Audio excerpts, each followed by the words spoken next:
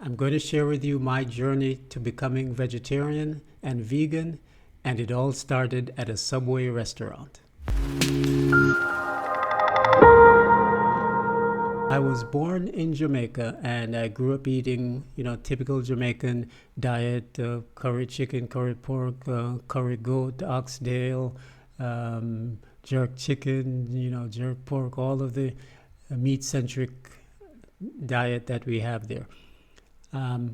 Jump forward a couple of years later, I'm living in New York and find myself at a Subway restaurant with a good friend of mine, a fellow named Ken. And at the time, we were both involved in the music industry. And we had just come back probably from a recording session somewhere in Brooklyn. And we stopped at a Subway restaurant. And at that restaurant, I had my food in front of me. And Ken, who was in the Nation of Islam, said to me, "Do you know what's in the food you're eating?" And I said, "No." And he proceeded to enlighten me and share things with me. And he also gave me a copy of the book, How to Eat to Live by Elijah Muhammad. And that put me on the journey. I started reading other books after that. I read Diet for New America by John Robbins, and that enlightened me, opened my eyes to the dairy industry and the meat industry, and really fascinating. Read other books as well. One book that I read that was really good at the time was something called Why Do Vegetarians Eat Like That?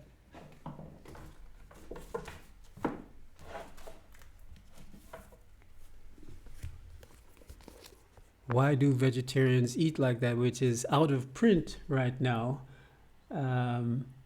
So David, if you happen to be watching this video, it would be great for you to reissue this book. It's still very good and answers a lot of questions about the vegetarian diet. I think you can probably get copies of that on eBay somewhere, or maybe someone on Amazon still has it, but very good book. Anyway, I started reading other books. I started investigating the lifestyle, and then shortly thereafter, I simply cut out meat, completely cut out dairy, no fish, no eggs, no meat, nothing with pesticides and food colors. And I held on for dried codfish for a little while. In Jamaica we call it saltfish. Latinos call it bacalao. But I cut that out of my diet eventually and became full vegan from then on. So right now, my lifestyle is no chicken, no beef, no fish, no eggs, no dairy, no cheese, no butter, no pesticides, no MSG, no table salt, nothing white, no white flour, nothing in bottle, nothing in cans, very little packaged if I can avoid it as much as possible in our world. No, I don't drink, I don't smoke, I don't even curse. Haven't had a cup of coffee ever in my entire life. And what should I eat? I do my best to eat at least a good portion of my meals raw as opposed to cooked. And so that's my lifestyle now. And so basically the reason that I became vegan initially, what pushed me toward that lifestyle, was not being able to answer a simple question. That simple question was the one Ken asked me, what's in the food you're eating? And you would think that someone should know what the answer to that question is. So it bothered me immensely that I didn't have an answer to that simple question. What is in the food that I'm eating?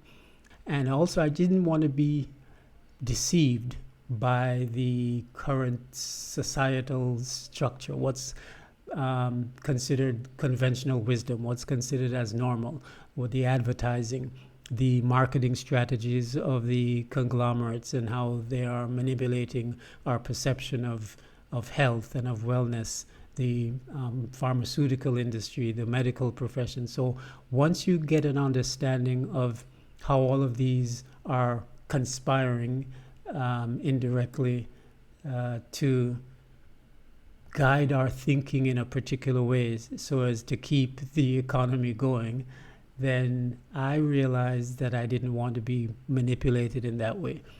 But it all started with just simply not having an answer to a simple question that I, as an A student in school, should have had the answer to.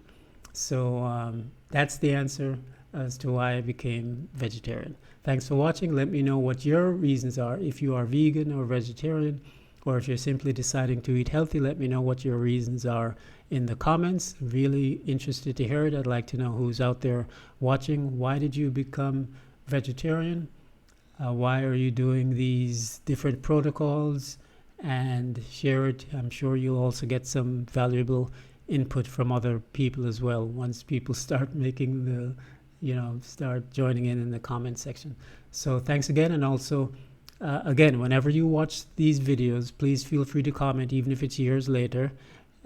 Keep the conversation going, and also feel free to join the Facebook group to join others and to get other content that's not available here on YouTube. Thanks for watching.